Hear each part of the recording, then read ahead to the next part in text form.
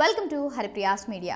Telangana BJP full clarity ఇచ్చింది. సార్వత్రిక ఎన్నికల్లో ఒంటరిగానే పోటీ చేస్తామని తేల్చి చెప్పింది. వచ్చే ఎంపీ ఎన్నికల్లో బీఆర్ఎస్ తో కలిసి బీజేపీ పోటీ చేస్తుందని పెద్ద ఎత్తున ప్రచారం జరుగుతుంది. ఈ తరుణంలో బీజేపీ రాష్ట్ర అధ్యక్షుడు కిషన్ రెడ్డి స్పందించారు. ఎన్నికల విషయంలో బీజేపీ అనుసరించే వ్యూహంపై స్పష్టతనిచ్చారు.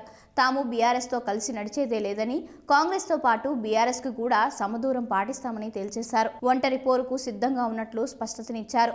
దీంతో బీఆర్ఎస్ తో పాటు జనసేనకు బీజేపీ జలకిచ్చిన అయింది. తెలంగాణ ఎన్నికల్లో ఎన్డీఏ భాగస్వామి పక్షాలైన బీజేపీ, జనసేన కలిసి పోటీ చేశాయి. రాష్ట్ర వ్యాప్తంగా 8 అసెంబ్లీ స్థానాలను జనసేనకు బీజేపీ కేటాయించింది. కానీ జనసేన 8 చోట్ల ఓడిపోయింది.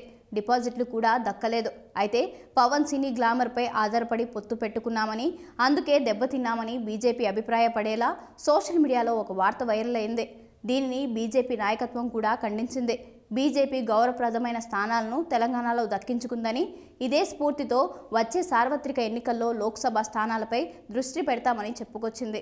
అయితే ఇప్పుడు కొత్తగా బీఆర్ఎస్తో బీజేపీ జతకడుతుందని, వచ్చే సార్వత్రిక ఎన్నికల్లో ఆ పార్టీతో కలిసి పోటీ చేస్తుందన్న ప్రచారం ఊపందుకుంది. దీంతో బీజేపీ నాయకత్వం స్పందించాల్సి వచ్చింది. మొన్నటి ఎన్నికల్లో బీఆర్ఎస్తో బీజేపీ లోపాయికారి ఒప్పందం చేసుకున్న ప్రచారం జరిగింది.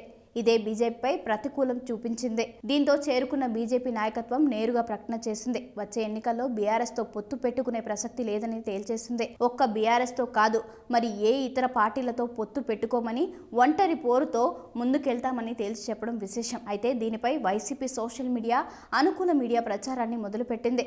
తెలంగాణలో బీజేపీ ఓటమికి జనసేన కారణమని చెప్పుకొస్తున్నాయి. తెలంగాణలో జనసేనతో కలిసి నడవడం ద్వారా బీజేపీకి నష్టం జరిగిందన్నది వైసీపీ అనుకూల మీడియా ప్రచారం. కానీ ఇప్పటికే దీనిపై బీజేపీ ఖండించింది. అటు ఏపీ నేతలు సైతం తాము జనసేనతో కలిసి నడుస్తామని చెబుతున్నారు.